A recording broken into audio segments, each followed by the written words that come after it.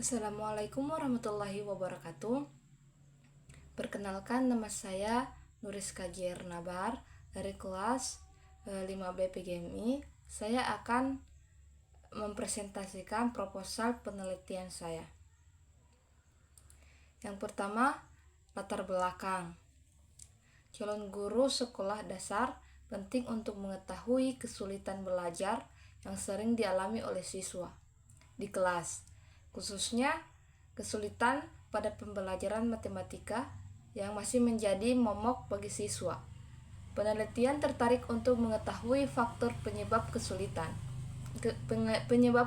belajar matematika, khususnya di kelas 4, karena kelas ini merupakan awal kelas tinggi di sekolah dasar. Baik, ada juga rumusan masalah. Rumusan masalah terdapat apa saja kesulitan-kesulitan belajar yang ditemukan dalam mata pembelajaran matematika di kelas 4 di SDN 9 Limboto. Yang kedua, ada bagaimana upaya guru untuk mengatasi kesulitan belajar matematika di kelas 4 di SDN 9 Limboto. Kemudian ada tujuan penelitian. Yang pertama, mengetahui kesulitan belajar siswa di pelajaran matematika. Dapat mengetahui bagaimana cara mengatasi kesulitan belajar matematika di kelas 5 di kelas 4 di SDN 9 Limboto. Nah, ada juga manfaat penelitian. Yang pertama, bagi guru, informasi mengenai kesulitan siswa di pembelajaran matematika dapat digunakan sebagai bahan pertimbangan guru dalam menentukan rencana pembelajaran untuk meminimalkan terjadinya kesulitan dan kesalahan sama yang dilakukan siswa pada pembelajaran tersebut. Baik, manfaat penelitian bagi siswa juga membantu mengurangi kesalahan dan kesulitan yang dialami siswa dalam menyelesaikan soal pada matematika. Berikut juga bagi sekolah manfaat penelitian, yaitu hasil penelitian dapat menjadi bahan masukan untuk perbaikan kualitas pembelajaran mengenai matematika di MI atau SD lainnya yang memiliki kasus yang sama. Berikut bagian bab 2, kajian teori. Yang pertama ada belajar. Belajar adalah perkembangan yang berasal dari latihan dan usaha. Melalui belajar, siswa memperoleh kemampuan menggunakan sumber yang diwariskan. Akan tetapi, mereka harus mendapatkan kesempatan untuk belajar. Yang kedua, kesulitan belajar. Pada umumnya, kesulitan merupakan suatu kondisi tertentu yang ditandai dengan adanya hambatan-hambatan dalam kegiatan mencapai tujuan, sehingga memerlukan kegiatan yang lebih giat lagi untuk dapat mengatasi. Kesulitan belajar dapat diartikan sebagai suatu kondisi dalam proses pembelajaran yang ditandai adanya hambatan-hambatan tertentu untuk mencapai hasil belajar. Hambatan-hambatan ini mungkin disadari dan mungkin tidak disadari dan dapat bersifat sosiologis, psikologis, atau fisiologis dalam keseluruhan proses pembelajaran.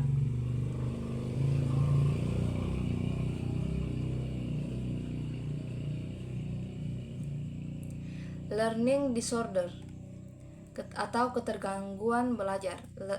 Learning disorder adalah gangguan belajar yang terjadi ketika otak tidak mampu menerima dan mengelola informasi yang didapatkan secara optimal. Kondisi ini kerap membuat anak kesulitan untuk mempelajari atau mengembangkan satu atau lebih keterampilan akademinya dengan baik, meski tidak mengalami gangguan pada kesadaran atau motivasi secara keseluruhan. Yang kedua ada learning disabilitas atau ketidakmampuan belajar. Ketidakmampuan belajar adalah ketidakmampuan seorang siswa yang mengacu kepada gejala di mana siswa tidak mampu memahami materi yang disampaikan guru, sehingga hasil belajarnya di bawah potensi intelektualnya. Berikut ada learning dysfunction atau ketidakfungsian belajar. Menunjukkan gejala di mana proses belajar tidak berfungsi dengan baik, meskipun ada dasarnya tidak ada tanda-tanda subnormalitas mental, gangguan alam indera atau gangguan-gangguan psikologis lainnya. Ada berikut underachiever atau pencapaian rendah. Underachiever merupakan suatu kondisi di mana siswa menunjukkan prestasi belajar yang dicapai di bawah rata-rata dari kemampuannya. Hal tersebut biasanya terjadi pada siswa yang memiliki tingkat inteligensi tinggi, hanya saja prestasi belajar yang dicapai berada di bawah performa siswa tersebut. Yang berikut slow learning atau lambat belajar adalah siswa yang lambat dalam proses belajarnya sehingga membutuhkan waktu lebih banyak dibandingkan dengan siswa-siswa yang lain yang memiliki taraf potensi intelektual yang sama. Berikut ini adalah macam-macam strategis pembelajaran yang digunakan di sekolah dasar. Yang pertama itu ada strategis pembelajaran ekspositori.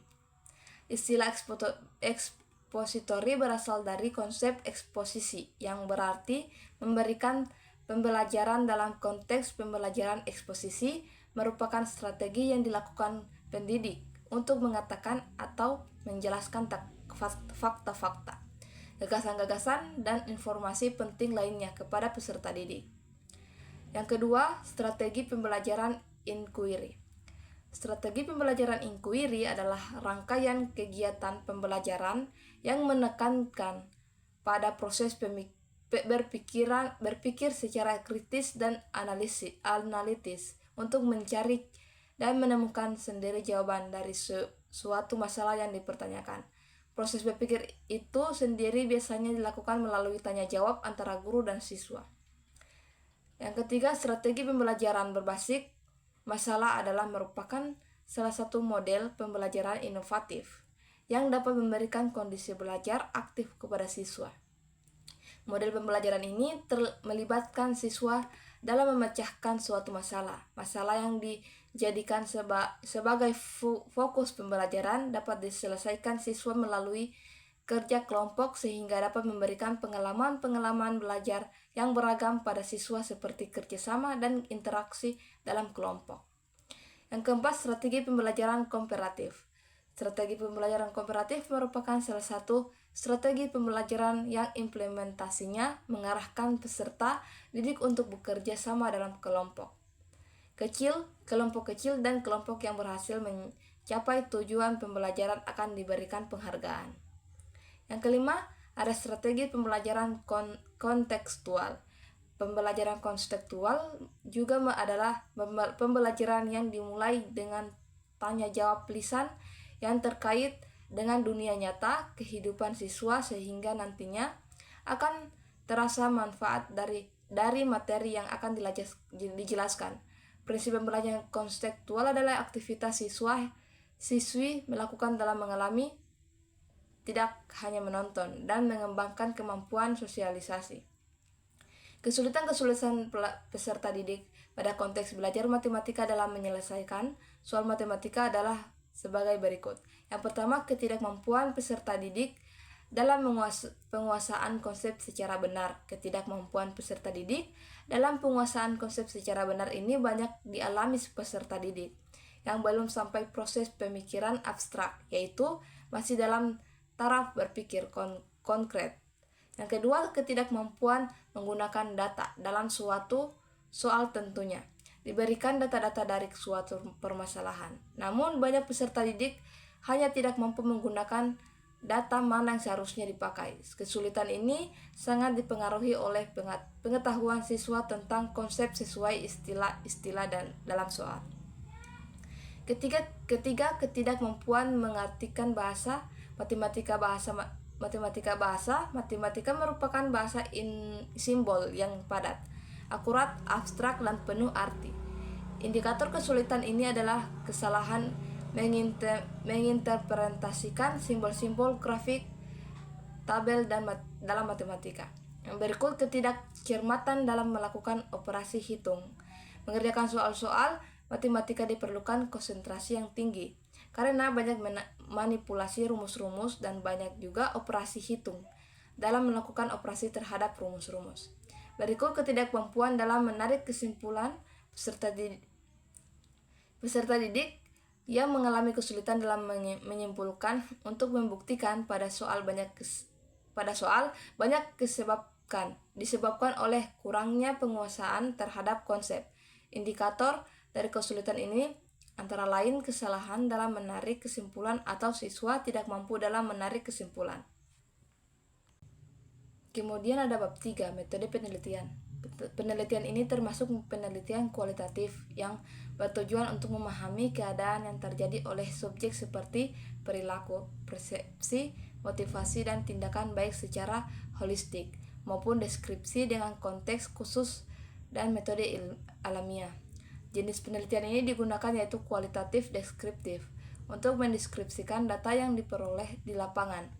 Penelitian ini termasuk penelitian kualitatif yang bertujuan untuk memahami keadaan yang terjadi oleh subjek seperti perilaku, persepsi, motivasi, dan tindakan baik secara holistik maupun deskriptif dengan konteks khusus dan metode alamiah.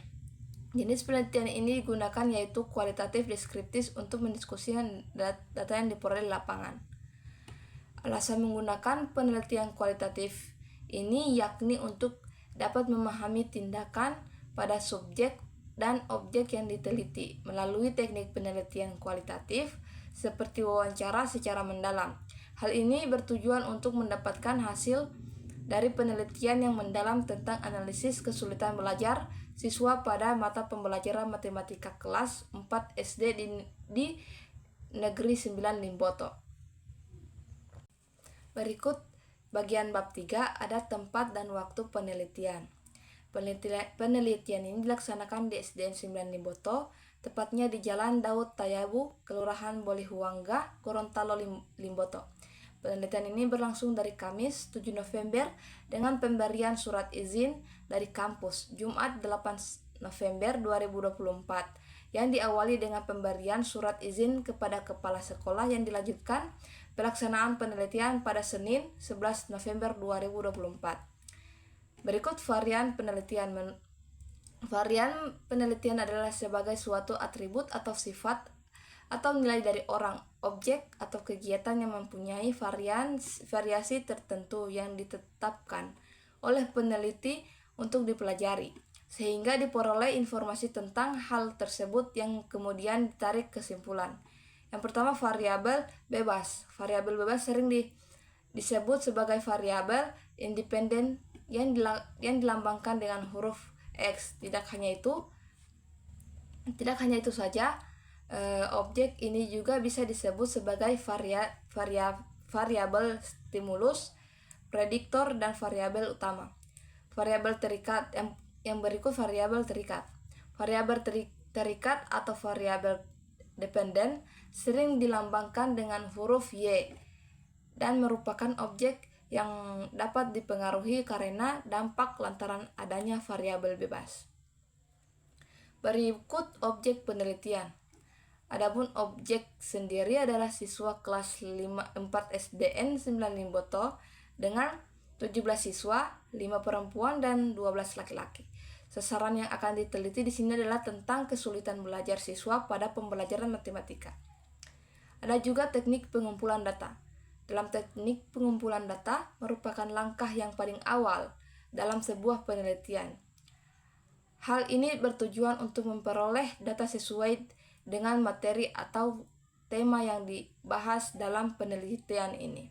Jika tidak ada teknik pengumpulan data, maka penelitian tidak akan mendapatkan data sesuai dengan ketentuan yang berlaku. Berikut ada observasi.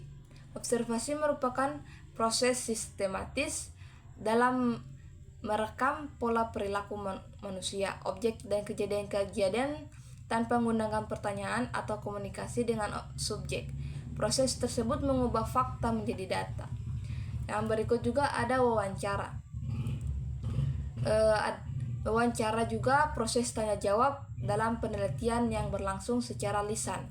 Dalam mana dua orang atau lebih bertatap muka mendengar secara langsung informasi-informasi atau keterangan-keterangan. Ada juga dokumentasi. Dokumentasi adalah suatu cara yang digunakan untuk memperoleh data dan informasi dalam bentuk buku, arsip, dokumen, tulisan, angka, dan gambar yang berupa laporan, serta keterangan yang dapat mendukung penelitian. Dokumentasi digunakan untuk mengumpulkan data kemudian ditelah. Berikut teknik analisis data dalam penelitian kualitatif. Data diperoleh dari sebagai sumber dengan menggunakan teknik pengumpulan data yang bermacam-macam dan dilakukan secara terus-menerus sampai datanya jenuh. Berikut pengumpulan data. Pengumpulan data dalam penelitian ilmiah adalah tata cara yang dilakukan secara sistematis untuk mendapatkan data lapangan yang diperlukan. Dalam penelitian kualitatif, teknik mengumpulkan data dapat dilakukan melalui setting dari sebagai sumber dan berbagai cara. Ada juga reduksi data. Reduksi data ialah suatu proses penelitian, pemutasan perhatian, dan penyederhanaan, pengabstrakan, dan transformasi data awal yang muncul dari catatan-catatan tertulis atau di lapangan. Berikut penyajian data. Penyajian data yaitu sekumpulan informasi yang memberi kemungkinan adanya penarikan kesimpulan dan pengambilan tindakan. Dalam penelitian kualitatif, penyajian data bisa dilakukan dalam bentuk uraian singkat, bagai hubungan antara kategori, flowchart, dan sebagainya. Baik, itu saja yang bisa saya sampaikan. Lebih dan kurangnya mohon maaf. Bila ada kesalahan dan kekurangan, saya pun mohon maaf. Wabillahi taufiq wal hidayah. Wassalamualaikum warahmatullahi wabarakatuh.